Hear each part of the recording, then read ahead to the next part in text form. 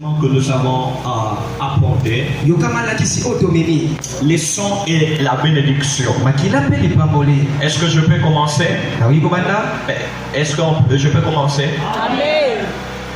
On commence directement. Bien. Écoutez ça.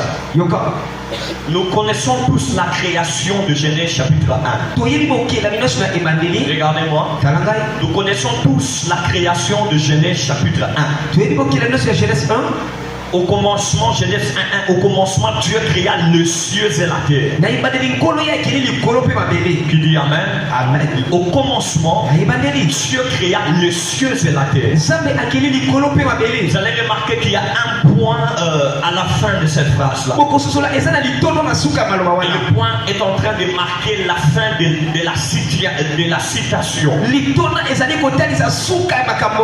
lorsque nous arrivons au verset 2, on commence à nous expliquer le comment, le processus, la formalité, la façon dont la création a été accomplie. Et lorsqu'on progresse dans les dévoilements de ce qui était la création, nous allons aller constater que la création de Dieu avait pris presque 6 jours. Et chaque jour avait une créature spécifique. Et par là, j'en parle avec un peu de détail. Dis avec moi les premiers jours. Dis les plus forts. Bible le Saint-Esprit en malilité. Yo, un Saint-Esprit. Le premier jour bien. Au lieu d'étonner. Au lieu de les salos qui a pour lui. La paix m'a poussé. Il faut arrêter ça. Dis Amen. Amen. Vous allez noter ce que je vais dire. Les premiers jours, au premier jour, selon Genèse chapitre 1, l'Éternel créa la lumière. La Bible dit, puis Dieu dit que la lumière soit et la lumière fut. Je l'avais déjà expliqué depuis le dimanche que la lumière de l'hébreu, ça veut dire aura. Aura qui veut dire l'énergie vitale. Aura qui veut dire la vitalité. Alléluia. Amen. La Bible dit que l'Éternel créa la lumière. Et nous le savons tous. Nous savons tous que la lumière dont la Bible nous parle, ce n'est pas la lumière du soleil. Parce que le soleil a été créé le 4e jour, nous allons en parler. Alléluia. Amen. Et quand Dieu crée la lumière, c'est alors que les autres créatures de la création ont commencé à apparaître par la parole de Dieu. Et quand on parle de aura, ça veut dire l'énergie vitale, la force de la vie. La puissance de la vie. Dans ce qui constitue la vie. Alléluia. Amen. La Bible dit dans Thessaloniciens que l'homme a 3 dimensions. Ou bien 3 parties. La première partie, l'homme a son corps physique. La deuxième partie, l'homme a l'âme. La troisième partie, l'homme a l'esprit. L'esprit, dis avec moi, l'esprit. Le corps, l'âme et l'esprit. Et quand nous savons, et comme nous le savons, à la mort d'une personne, à la mort, l'homme commence d'abord par perdre les souffles de vie. Et quand on parle du souffle de vie, on appelle ça en hébreu le roi. Ça c'est l'esprit. Roi, ça veut dire esprit, ça veut dire le souffle de la vie. Mais en réalité, l'homme est en train aussi de perdre ce qu'on appelle l'énergie ou soit la lumière. Le souffle de vie donne à l'homme la respiration. Mais l'énergie donne à l'homme la vitalité, ce qui crée la chaleur dans le corps humain. Et quand quelqu'un meurt, il perd la chaleur, quelle que soit la chaleur auquel il sera exposé, son corps sera toujours refroidi. Et ce que j'aimerais dire, c'est quoi? Écoutez-moi très bien. Écoutez-moi très bien. L'homme possède l'âme, l'esprit, le corps humain. Mais au-delà de ça, nous constatons que l'homme possède encore les énergies ou bien la lumière qu'on appelle l'aura, qui permet à l'homme de vivre avec puissance. La Bible dit dans Jean chapitre 1 verset 4, et la vie était la lumière des hommes. Ici la vie, ce n'est pas le souffle. Ici la vie, ce n'est pas le souffle. Mais ici la vie se représente comme l'âme de l'homme.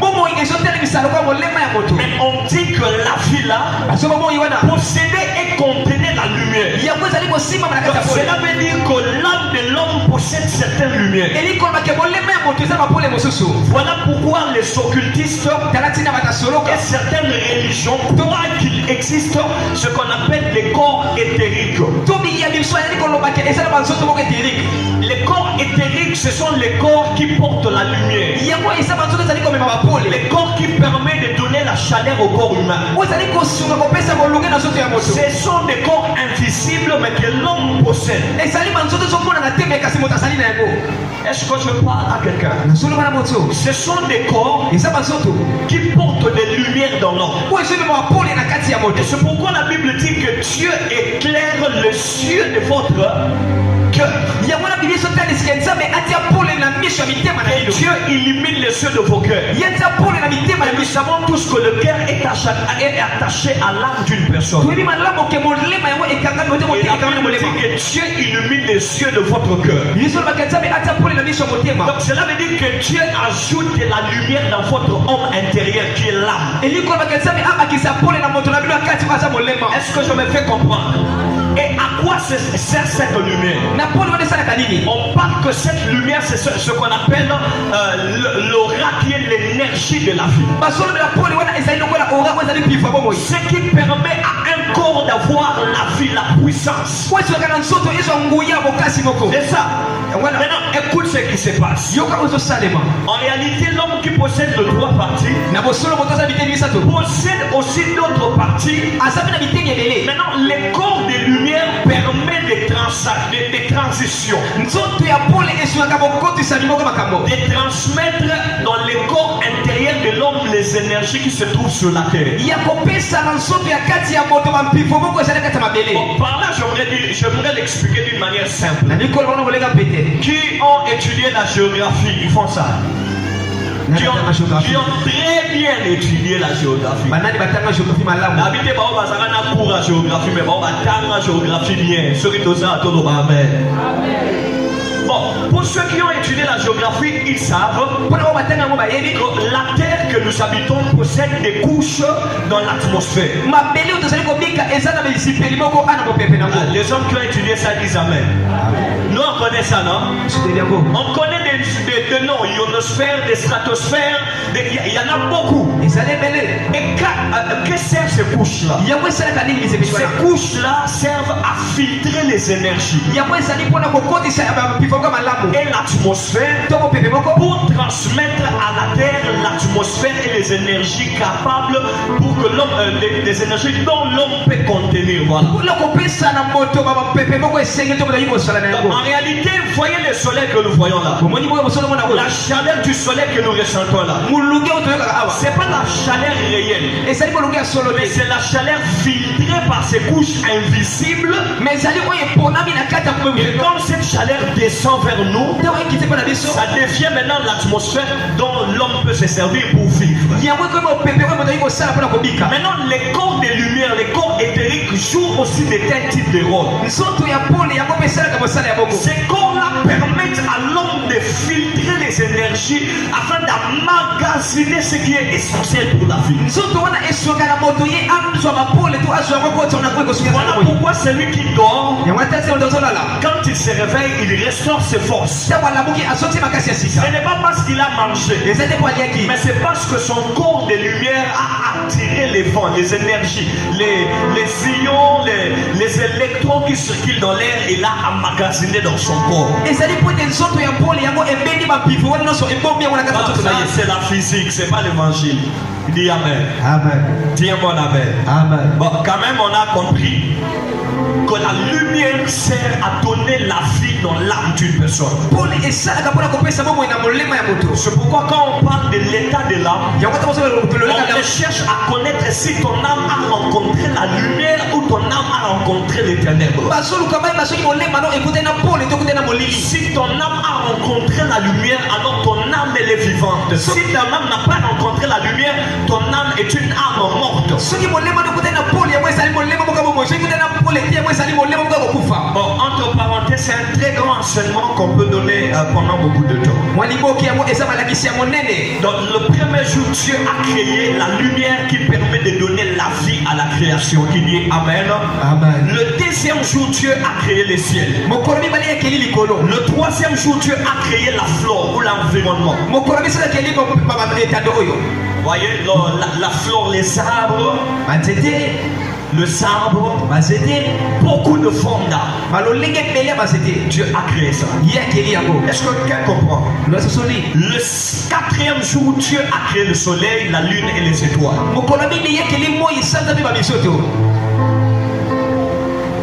Le cinquième jour, maintenant la prédication commence.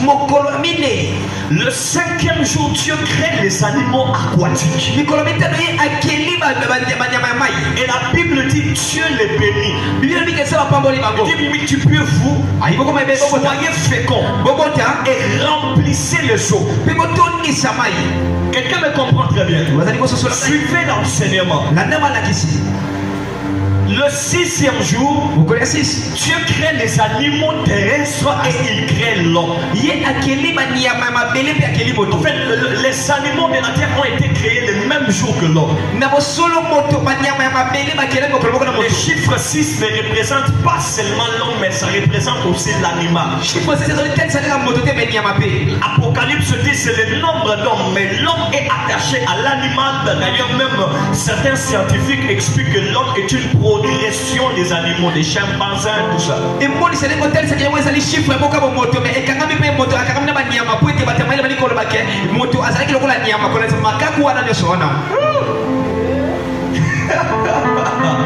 Non, faut acclamer d'abord pour les seigneurs. Là, c'est un spectacle. Alléluia. Amen. Voilà, le chiffre 6 représente l'animal terrestre et l'homme. Mais remarquez avec moi qu'au cinquième jour, Dieu crée les animaux aquatiques, il les bénit. Arrivé au sixième jour, Dieu crée les animaux terrestres, mais il ne les bénit pas. Dieu crée les animaux de la terre, mais il ne les bénit pas. Mais le même sixième jour, Dieu crée l'homme, il bénit l'homme. Est-ce que quelqu'un avait déjà remarqué que c'était pour la première fois dans la Bible que la notion de la bénédiction a été évoquée? Et quand la bénédiction arrive, ça entre dans les sols aux animaux qui vivent dans les sols. Mais pour les animaux de la terre, ça leur saute pour aller tomber sur le sol. Ainsi nous comprenons à partir de là la notion de la bénédiction vient d'entrer dans la création ou pas à partir du cinquième jour. Et pour finir, Dieu a béni le septième jour. Et le septième jour, il s'est reposé, il a créé son repos. La bénédiction, le cinquième jour, sixième jour et le septième jour. Et d'une manière un peu brutale, je voudrais dire, ça relève les niveaux auxquels l'homme peut commencer commencer à atteindre la bénédiction. Dans les niveaux de la spiritualité, la bénédiction n'est pas quelque chose qu'on donne aux petits enfants. Mais la bénédiction, c'est la chose qu'on donne aux hommes matures qui comprennent l'importance de la chose, qui comprennent le privilège et l'autorité de la chose. Vous voyez? Et cette bénédiction commence à partir du 5e niveau de la spiritualité. 6e est arrivé au 7e niveau qui est la lumière. L'homme atteint la bénédiction totale et complète. Là maintenant au 7e niveau, l'homme atteint le point de Éphésiens 1:3 qui veut dire de toutes sortes de bénédictions spirituelles. Dès que nous sommes sur la terre, nous sommes bénis. Mais notre bénédiction n'est pas complète. La complémentarité de cette bénédiction dépend de notre évolution spirituelle. C'est plus tu grandis qu'on commence à te donner des choses importantes. Quand tu es enfant, on te donne des bonbons. Quand tu grandis un peu, on te donne de l'argent. Quand tu grandis un peu, on te donne beaucoup d'argent. Vous voyez? Cela veut dire quoi? Plus tu grandis, plus tu entres en possession de certaines choses. Ainsi, voilà pourquoi l'homme doit grandir spirituellement. Et plus tu grandis spirituellement, tu commences à posséder certains types de bénédictions. Il y a des tels types de bénédictions, même quand tu viens de te convertir maintenant, quand tu reçois le Saint-Esprit, tu ne les auras jamais. Et tel type de bénédiction comme Melchisedec avait déclaré sur Abraham, au point que la bénédiction va aller transcender la génération pour aller rechercher un enfant qui n'était pas encore né, Lévi. Ça ne se donne pas aux enfants, mais ça se donne à des personnes qui savent apporter le pain et le vin devant la présence de Melchisedec. Un enfant verra que le pain et le vin. Mais l'homme spirituel comprend que c'est le corps et le sang. Pourquoi est-ce que Abraham devait donner le pain, plutôt Abraham devait donner la dîme de tout plutôt. Il a donné la dîme de tout qui lui représentait, qui représente tout. Mais Melchisedec lui donne le pain et le vin, le corps et le sang. Pourquoi? Parce qu'en matière de bénédiction, il doit y avoir une sémence en toi qui te rattache avec une autorité qui te bénit. Dis-moi un bon amen. Dis-moi un bon amen. Avançons maintenant un peu, vous allez comprendre des choses que je vais clôturer. Amen. Et lorsque nous entrons dans la notion de la bénédiction, la bénédiction qui vient de l'hébreu qu'on appelle Beraka. Beraka en Swahili c'est Baraka qui veut dire bénédiction. Beraka qui veut dire faire réussir. Faire réussir. Donc en réalité, quand un hébreu parle de la bénédiction, c'est quand il pense à faire réussir une personne. On comprend directement que la réussite n'est pas quelque chose d'hasard. Mais la réussite est un résultat de plusieurs respects de principes. Entre autres, le principe de travail, le principe du respect de la saison, le principe de la maturité spirituelle, mais aussi le principe de la bénédiction. Quel que soit ton travail, ta sémence, tes sacrifices et la saison, l'homme doit toujours avoir un homme élevé spirituellement qui doit faire réussir son objectif.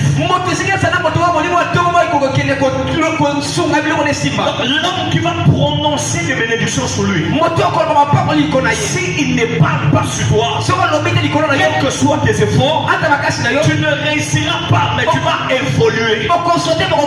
Il y a différence entre évoluer et réussir. Celui qui a évolué, c'est qu'il a fait de bonnes améliorations. Mais celui qui a réussi, c'est celui qui a atteint l'objectif final. Et la réussite, ou bien arriver à la finalité, ça dépend d'une bénédiction surnaturelle sur toi. C'est pourquoi tu peux bon travailler. La réussite, il faut qu'une autorité spirituelle parte sur toi.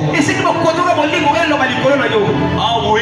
C'est pourquoi Abraham, Dieu lui dit, sors de la maison de ton père et je te bénirai. Dieu lui a dit, je te bénirai. Et lorsque Abraham est sorti, Abraham a commencé à vivre une vie. Et dans cette vie-là, il ne voit pas la bénédiction. Il fallait maintenant qu'il puisse rencontrer Melchisedec, afin que ce dernier lui apporte la bénédiction que Dieu lui avait promis lorsqu'il lui a parlé depuis la maison de son père. Dieu peut te parler, Dieu peut t'instruire, Dieu peut te dire des choses.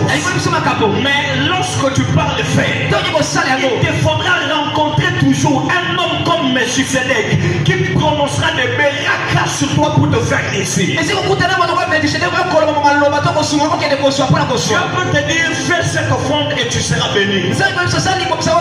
Mais tu fais l'offrande, tu n'es pas encore béni. Parce que tu n'as pas rencontré un homme à la carrure de Melchisedec qui peut prononcer des paroles qui te feront réussir. Voilà pourquoi nous sommes différents.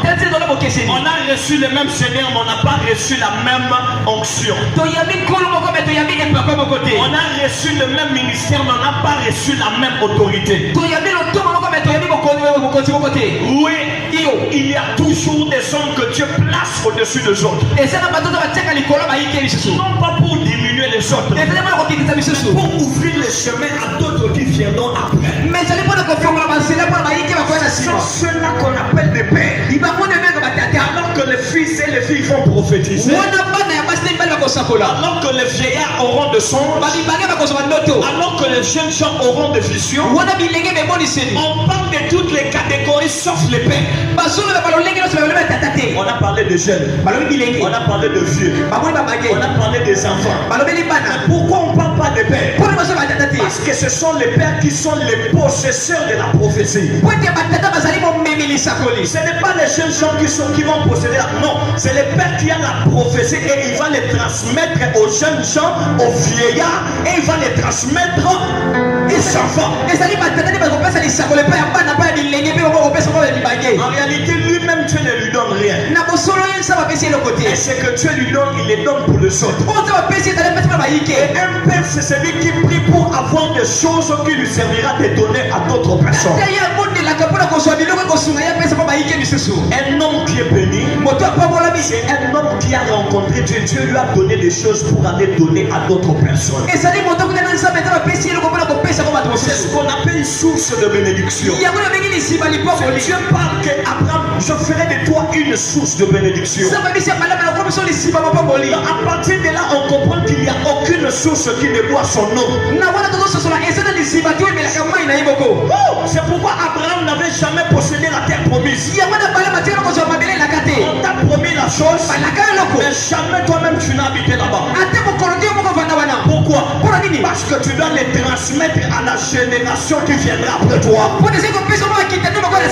J'aimerais que quelqu'un, après la prière de cette soirée, que Dieu te donne des choses que tu vas laisser à tes enfants. Que Dieu te donne un héritage auquel la famille ne pourra jamais avoir la vie après ta mort. Tu as des choses à donner à tes enfants parce que c'est spirituel, c'est invisible. Que Dieu te donne de tels types de bénédictions cette soirée au nom de Jésus. Qui dit Amen? Amen. Écoutez-moi très bien. Vous allez constater que la notion de la bénédiction a commencé dans la Bible lorsque Dieu avait commencé à créer des créatures qui portaient les sangs. La lumière, les premiers jours, n'a pas de sang. Les ciels, le premier jour, ça n'a pas de sang. Troisième jour, deuxième jour, on avait créé le ciel. Troisième jour, on vient créer les arbres n'ont pas de sang. Vous voyez, quatrième jour, on vient créer les soleils. Ça n'a pas de sang. Mais cinquième jour, on crée des animaux de l'eau. Ils sont les sangs. Quand ils sont les sangs, Dieu a commencé la notion de la bénédiction. Voilà maintenant ce que je vais dire de très fort. Les sangs, qui est en hébreu qui veut dire Adam. Adam qui veut dire le premier sang. Parce que A du nom de Adam, ça veut dire Aleph, ça veut dire le premier. Ou ça veut dire Alpha. Le premier sang, le premier temps, donc le Aleph, le premier sang. Vous voyez? Et dans les sangs, nous connaissons les grands mystères du sang. Selon la chimie, la biologie, on nous a dit que le sang est composé de l'eau, de globules blancs, globules rouges. Alléluia. Amen. Mais selon la parole prophétique, le sang est composé de l'âme. La Bible dit que tu ne mangeras pas un animal avec les sang, car j'ai placé dans l'âme de chaque créature, dans les sangs de chaque créature, l'âme. Prophétiquement parlant, le sang est composé de l'âme. Et l'âme en réalité est ce qu'on appelle nefesh en hébreu, qui veut dire la vie. Qui veut dire la vie, un vivant. Quelqu'un qui est vivant, on va voir les sangs en lui. Quand il meurt, il n'y a plus les sangs. On est d'accord que parce que les sangs c'est nefesh qui veut dire la vie. Et dans les sangs il y a l'âme, la deuxième partie immatérielle de l'homme. Et maintenant quand Dieu commence à bénir, il commence à bénir seulement ceux qui ont les sangs. Je me suis dit pourquoi Dieu bénit seulement ceux qui ont le sang. Premièrement, c'est parce que dans les sangs réside l'âme. Mais deuxièmement, c'est par les sangs qu'il y a ce qu'on appelle la progéniture. Quand on parle de progéniture, ça veut dire que l'homme est capable d'enfanter les autres. Ça se fait par rapport au sang. Donc ça veut dire que quand tu as un enfant, tu as enfanté ton sang. Maintenant ton enfant est capable de posséder les choses qui étaient dans ton sang. C'est pourquoi quand on veut connaître cet enfant, c'est de quel père, on va aller faire le test d'ADN. L'ADN c'est dans le sang. Et nous comprenons que quand un père enfante, il transmet à son enfant quelque chose. Quand Dieu commence à bénir, il bénit les êtres qui ont le sang. Il a dit multipliez-vous. Et quand il disait multipliez-vous et remplissez la terre, ça n'entrait pas seulement dans le corps, ça entrait dans l'âme de la créature. Et lorsque la créature enfantait, la créature qui va naître aura la conscience de la même bénédiction dans les sangs. Pour ça, j'aimerais dire ceci, que Dieu bénit une personne et il lui dit d'enfanter. Quand la personne va enfanter, la même bénédiction qui était dans son sang se transmet dans la génération que suit. Pourquoi Dieu maudit Abraham? Ta descendance après toi cette descendance ira en captivité. Mais la descendance d'Abraham, c'est le sang d'Abraham. Ça ira en captivité. Donc on comprend que dans les sangs d'Abraham, il y avait une malédiction. Donc, pour faire que la descendance là ne tombe pas sur, la malédiction ne tombe pas sur eux, il n'y avait qu'une seule possibilité. Abraham ne devait pas enfanter. Mais comme Abraham a enfanté, la chose est entrée dans les sangs d'Isaac, est entrée dans les sangs de Jacob, est tombée sur les 12 fils, et jusqu'à ce que ça tombe sur toute la nation. Et j'en profite pour dire, la bénédiction ne réside pas dans le corps, même pas dans l'esprit. La bénédiction habite dans le sang d'une personne. C'est pourquoi il n'y a pas l'esprit royal, mais il y a le sang royal. Il y a des personnes qui naissent dans la famille du roi. Quand il naît directement, il a tout le droit sanguin d'être le roi de la nation. Ça dépend de son sang. Il y a de tels types de filles que nous vivons ici. Ça dépend de qualité de sang de ta génération avant toi. Il y a de ceux-là qui n'avancent jamais dans la vie parce que dans ton sang là, personne n'avait commencé quelque chose qui peut avancer. C'est pourquoi Dieu a parlé à Abraham. Sors de la maison de ton père. Retire-toi de la famille de ton père. C'est comme si Dieu séparait Abraham avec sa famille. Dieu change le nom d'Abraham. Donc cela veut dire quand on change ton nom, tu n'es plus de cette famille. Parce que parmi les choses importantes qui nous attachent à une famille, c'est le nom. On les retire de la famille, on change son nom. Alléluia. Et directement maintenant Dieu va aller dire à Abraham, maintenant je te bénirai. Parce que le père d'Abraham était Térak, c'était un magicien. Si Abraham n'était pas séparé de cette lignée, la lignée de la magie et de la perdition allait tomber sur Abraham. Dieu le sépare. Dieu veut utiliser Gédéon. Il lui dit va renverser l'autel de Baal qui est dans la maison de ton père. Pourquoi l'autel de Baal empêchait à Dieu d'utiliser Gédéon? Parce que l'autel de Baal était l'autel de son père. Et le sang du père de Gédéon était dans le corps de Gédéon. Quand on renverse cet autel-là, l'alliance du sang de son père qui est avec Baal, l'alliance tombe. Et Gédéon vit une liberté dans son sang. Tu dois comprendre que tu as un grand combat face à ton sang. Garde dans ton sang. Tu ne connais pas des gens qui ont été là. Toi, tu as le sang de ton père. Ton père avait le sang de ton grand-père.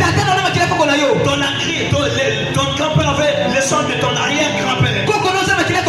Celui-là avait le sang de l'arrière-arrière-grand-père. On comprend que c'est le même sang qui est en train de descendre de génération en génération.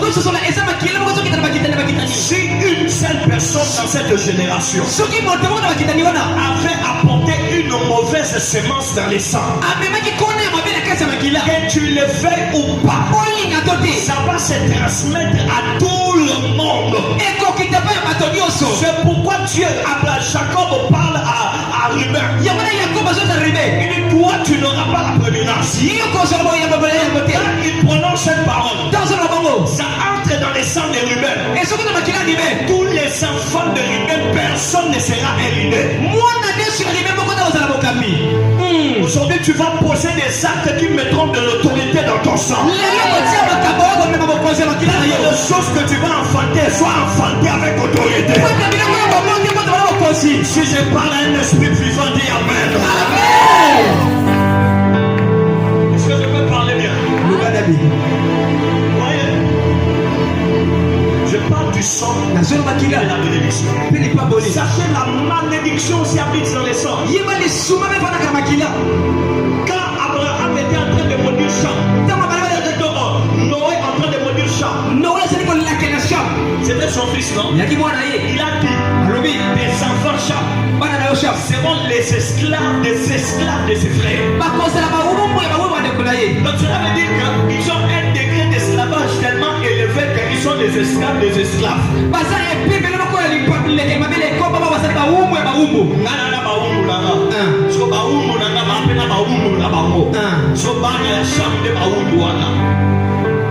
Quel niveau? Et quand Cham enfante, ses enfants tombent dans cette malédiction. Et quand Dieu bénit les animaux, il voulait que cette bénédiction se répande. Et quand il bénit l'homme, il voulait que la chose là se répande sur toutes les races humaines sur la terre. Voilà pourquoi l'importance de la bénédiction. Écoutez très bien ce que j'ai vous dire. Quelqu'un qui me comprend bien me dit amen. Qui comprend, celui qui comprend dit amen. Voilà pourquoi la bénédiction réside dans les sangs. Et quand tu transmets ton sang, tu transmets la bénédiction. Voilà pourquoi il faut éviter les pratiques du sang. Ouais. Il faut faire très attention. Les sangs, c'est une affaire compliquée dans le spirituel. C'est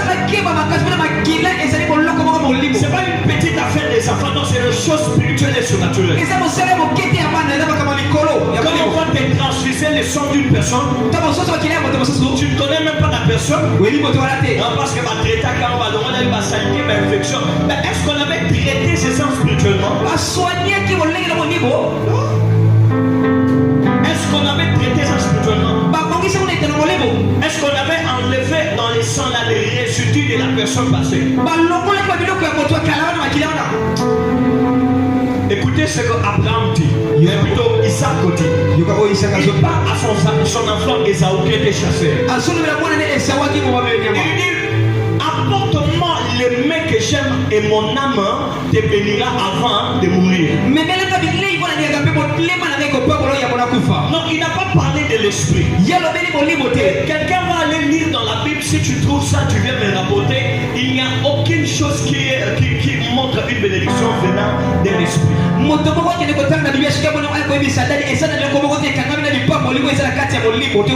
À part Dieu,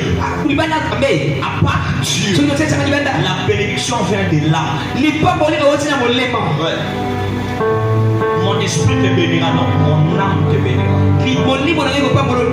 Quand on va lire dans peut-être Psaume chapitre 103, Psaume chapitre 104, le premier verset, le deuxième verset, David dit, Seigneur, mon âme bénit l'Éternel. Isaac disait mon âme te bénit. C'est parce qu'il faisait référence à la chose qui était dans son sang. L'âme d'Isaac était dans les sangs d'Isaac. Il voulait maintenant bénir Isaac. Alors il lui dit, je veux que ce qui est dans mon sang entre aussi dans ton sang. C'est ce qui veut dire mon âme te bénira.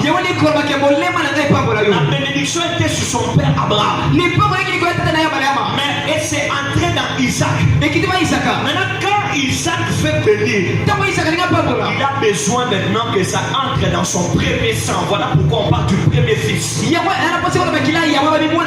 Or le premier fils n'était plus Esaü, parce qu'il avait vendu son droit de naissance.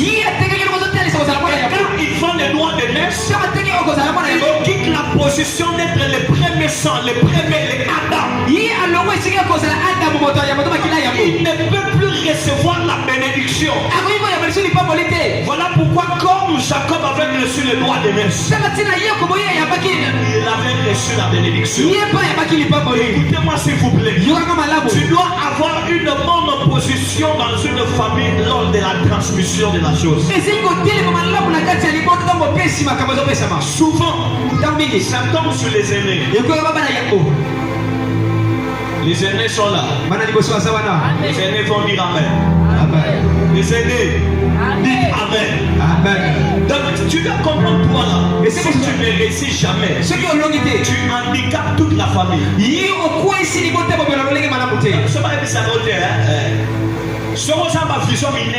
Tu as handicapé toute la famille. C'est lui qui a le droit de naître porte l'alliance.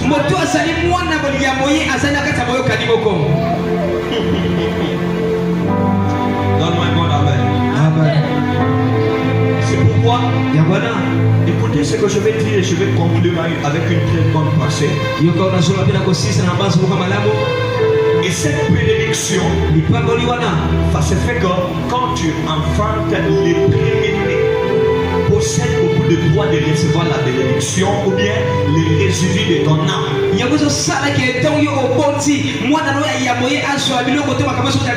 Dieu bénit les animaux de l'eau, mais il ne bénit pas les animaux de la terre. Et Dieu ne les maudit pas aussi. Le premier animal à être maudit, c'est le serpent. À cause de ce qu'il avait fait. Dieu avait maudit les serpents, mais Dieu n'avait pas maudit tous les animaux de la terre. Pourquoi? Les sangs des animaux, écoute ça maintenant, c'est la conclusion. Les sangs des animaux de zoo possédaient dedans une parole de la bénédiction de l'Éternel. Les hommes sur la terre aussi possédaient en eux déjà une sémence, la bénédiction de l'Éternel. Les animaux de la terre ne possédaient même pas malédiction, même pas bénédiction. C'est ce qu'on appelle les sangs purs. Les sangs purs, c'est un sang qui est sans mélange. Il n'y a rien dedans. Il n'y a rien dedans. Pourquoi il n'y a rien dedans? C'est parce que Dieu préparait les animaux de la terre à une grande mission du salut. Nous connaissons tous en Israël, il n'y avait que les animaux de la terre. Il n'y avait aucun animal de zoo en offrande. Aucun animal de zoo n'a été monté sur l'autel. Qui croit que c'est vrai? Thompson m'a voté bataille et fond. Prophète. Amen. Thompson m'a voté. Hippopotame. Nano m'a voté. Donc tout ce qui est animal aquatique là n'est jamais monté sur l'autel. Parce que l'exemple contient déjà de la semence. Et le problème c'est que l'homme doit dominer sur le sol, mais l'homme ne peut pas entrer dans le sol. Et voilà pourquoi dans les eaux il y a un autre maître qu'on appelle le Léviathan. Bon, ça c'est le zoo. Rentrons sur la terre. Sur la terre, c'est pas la notion d'aujourd'hui, hein. On reste sur la terre. Maintenant, comme les animaux de la terre n'avaient rien, ils pouvaient maintenant servir pour l'expiation. On faisait comment en Israël? Tu prends un animal, tu prends ta main, tu poses sur l'animal et tu vas parler. Et quand tu vas parler, tous tes péchés vont entrer en lui. Il y avait des catégories des animaux, les purs et les impurs.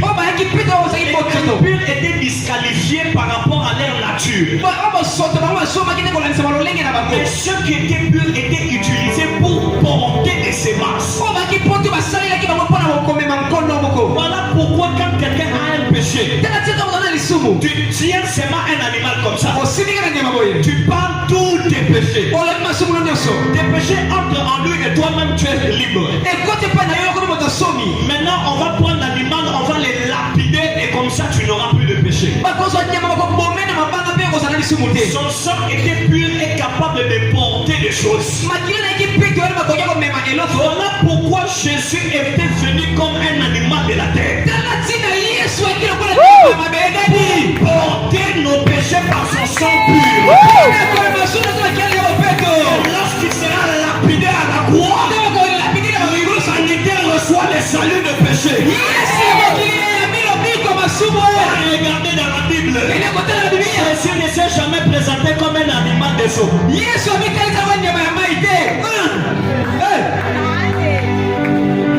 Venez la Bible, montre-moi où Jésus a dit que je suis le poisson de la vie.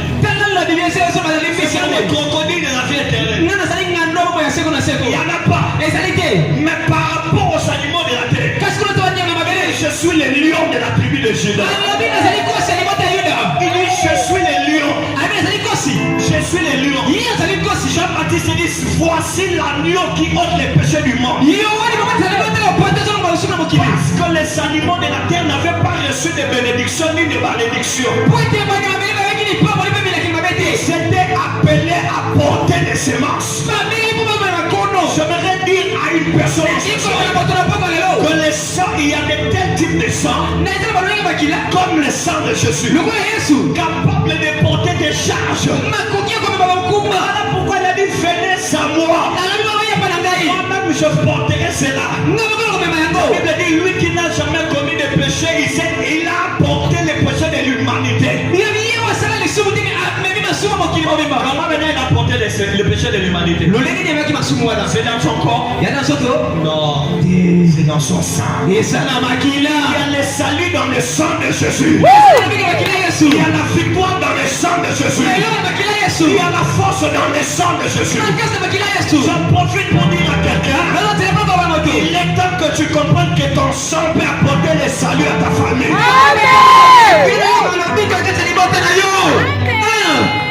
Tu dois être un nouveau sang cette année. J'ai vu ça français, comme Makila Sika. C'est comme Makila Sika. Comme Makila Sika cette année. Ça Makila Kalate. Ça Makila Bakoko na Binote. Bakoko na Binote, ils ont échoué, personne n'a été célèbre dans les pays. Famille Mobima, Mtoyebana, la Moka Sarate. Célébrité arrêtée. Toi, un nouveau sang. Commence la chose. S'il n'y avait pas eu de célébrité dans ta famille, c'est parce qu'on attendait toi. C'est toi maintenant la célébrité. Reçois la chose. Makila Sika. Je vous n'en pas normal. De bateau pour ma famille me soucier de pas une autre famille montée et on peut avoir qu'un entier mot. C'est parce que c'est toi qui dois les commencer. Cette année-là, on parlera de toi. Ça fait que les comptes de bâtiments vont dire Jésus, j'ai entendu parler de toi. Même les gens qui ne voient pas, ils n'ont pas vu ta photo, ils n'ont pas vu ta vidéo, ton clip. Ils vont entendre parler de toi. Quand ils entendront parler de toi là, c'est le moment que Dieu te dira, voici la différence entre toi et les gens de ta famille.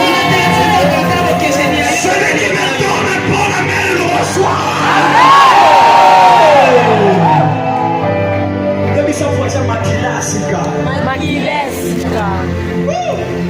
Je clôture par cette phrase. La vie est sur le Kanda Katinayo. Kanda Katinayo.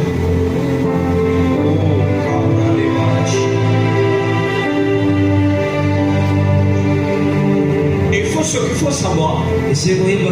En matière de sang, le sang de Jésus a été divisé en deux parties. La première partie, c'est pour l'alliance.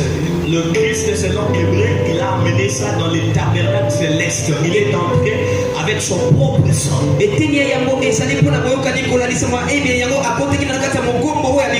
a donné offrande à Dieu. Mais la deuxième partie, il est venu, quand on a percé, le sang est tombé à terre. Et là, le sang qui est tombé sur la terre, là, c'est le sang qui nous apporte les transmissions de la chose. Pourquoi? Parce que quand Jésus venait sur la terre, il a dit, tout ce que je fais là, je l'ai vu voir mon Père le faire, c'est pourquoi je le fais. Il a dit, le Fils ne fait que ce qu'il voit faire. Et puis il a dit encore, tout m'a m'a été soumis. Donc toute cette autorité-là, il y en avait dans le sang de Jésus. Et à la mort de Jésus, il a dit prenez ceci, c'est mon corps. Mangez. Prenez ceci, c'est mon sang. Buvez. Pourquoi? Parce qu'à partir du moment auquel on boit le sang de Jésus, on cesse d'avoir une lignée familiale. Mais on commence à avoir une lignée christique. Les bénédictions qui étaient dans le sang de Jésus, là, ça entre directement dans ton sang. Et quand tu vas enfanter un enfant, ton enfant possède directement génétiquement la sémence là.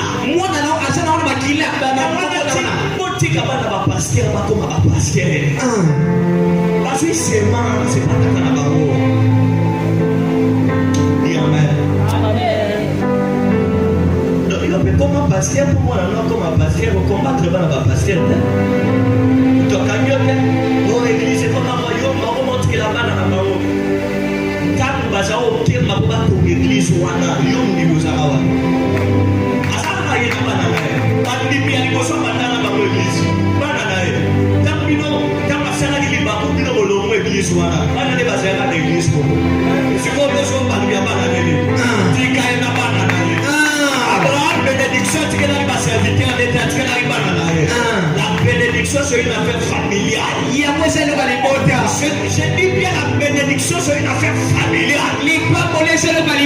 C'est pourquoi dans Ephésiens chapitre 1, verset 3, il dit que nous rendons gloire à Dieu, le Père de notre Seigneur Jésus, qui nous a bénis de toutes sortes de bénédictions spirituelles en son Fils Jésus. Pas du père, pas des enfants. C'est déjà une famille. Quand toi tu es en lui, tu entres dans la famille. En réalité, les choses de Dieu là, ça ne sortira pas de la famille. Toi, entre dans la famille et tu auras l'héritage. Parce que quand on parle de l'héritage là, personne ne va mourir et laisser ces choses là aux voisins. Alors pourquoi maintenant tu veux qu'un pasteur laisse ces bonnes choses aux voisins? Ça c'est l'utopie. Je rentre dans la prédication pour dire ceci. Quand tu es fils de Dieu, je vais apporter un enseignement puissant les dimanches, tu vas comprendre. Le pouvoir de devenir. C'est le thème de dimanche. Le pouvoir de devenir. Et c'est que tout le monde doit comprendre que le sang est parmi les éléments très importants pour que l'homme change de nature. Les animaux de l'Ancien Testament étaient purs mais n'étaient pas parfaits. C'est pourquoi ils ont calmé la colère de Dieu, mais ils n'ont pas pu ôter la nature du péché dans l'homme. Dieu a regardé dans les ciels. Il a dit, mais ici il n'y a pas des animaux. Il a trouvé un agneau. Il a sacrifié. Et le sang de cet agneau a pu expier généralement ou bien éternellement le péché de l'homme. Apocalypse chapitre 5, la Bible dit Jean est monté au ciel, il a vu cet animal en train de couler le sang là-bas. Ce que je voulais te dire, Christ a déjà fait l'affaire. Toi va prendre le sang de Jésus. Avant ça, ça va s'assembler avec le sang de ta famille. Ça va enlever le sang de la famille pour introduire en toi le sang de Christ. Et maintenant là, tu ne seras plus l'enfant de ton père.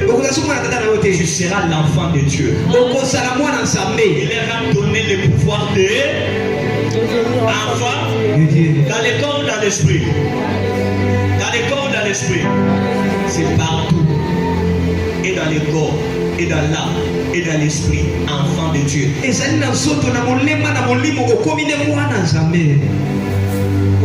Moi dis papa lobby, Nicolas, tout est dans l'église. Bon, ça va pas très sûr. Au Samoa, on a été. Moi, il y a un billet sur bien, c'est sur moi la papa. Moi, c'est sur moi, pourquoi moi la dame?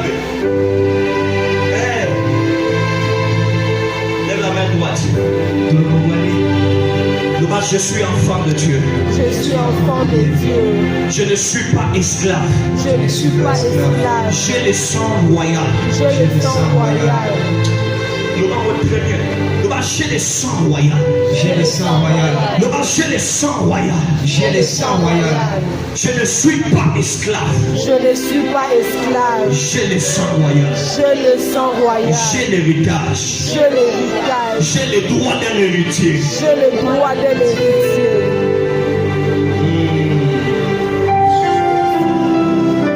Apportez-moi le vin pour le service du sang. Bomelanga yivino kuna kusala makila. Je vais prier pour ça.